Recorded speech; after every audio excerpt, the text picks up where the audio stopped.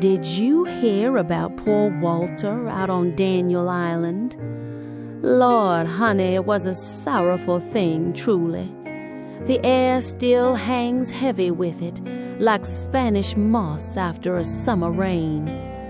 They say the low country earth, so rich with the stories of those gone before, sometimes whispers its laments through the rustling palmettos. And Walter, well, Walter was as much a part of that earth as any old live oak with roots sunk deep. His skin, you see, was like the faded velvet of an antique church pew, worn smooth by time and the ceaseless current of the marsh. And his eyes, oh, his eyes held the ancient knowing of this place, the kind of wisdom that predates the paved roads and the fancy new developments. They weren't angry eyes, bless his scaly heart, just present, always present, like a shadow waiting patiently for the sun to set. They say he'd been there for 12 years, a steady, silent sentinel, a creature of habit Walter was. He knew the ebb and flow of the tides, the whispers of the wind through the tall grasses. He was a landmark, a living myth that slithered through the daily lives of those new folk who built their glass and steel nests by the water. They called him Walter, simple as that, like he was a neighbor, not some ancient beast from the primordial ooze. And they saw him, oh, they saw him all right. Young mothers pushing their prams, their babies gurgling at the sight of his steel form, men walking their yelping lapdogs, quickening their pace just a touch, but never truly afraid.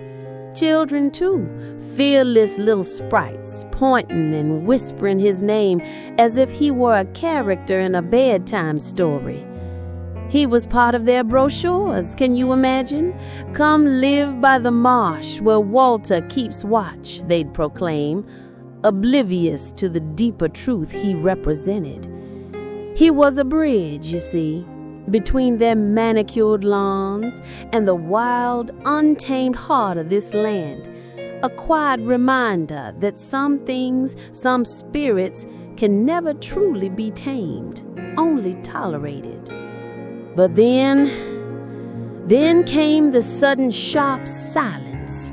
A hush fell over the marsh that wasn't natural, the kind of quiet that speaks of an interruption, a harmony broken. They say a call was made, a panicked voice echoing from the new buildings, conjuring fears where none had truly existed for so long. And the next thing you know, Walter, the steady, silent keeper of the marsh, was gone. They gathered, those Daniel Island folk, a vigil they called it, for a creature, mind you. But it wasn't just for Walter, no, it was for the sudden raw loss of something elemental, for the shock of seeing the ancient, primal spirit of the land dismissed, discarded like so much refuse.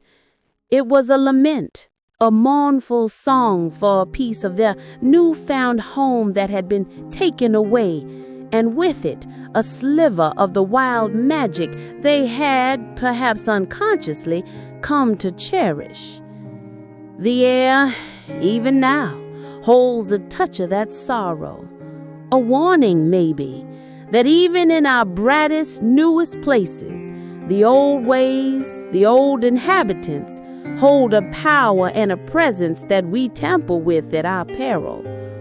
For the spirit of the low country, like Walter, the beloved cold-blooded alligator, watches and remembers.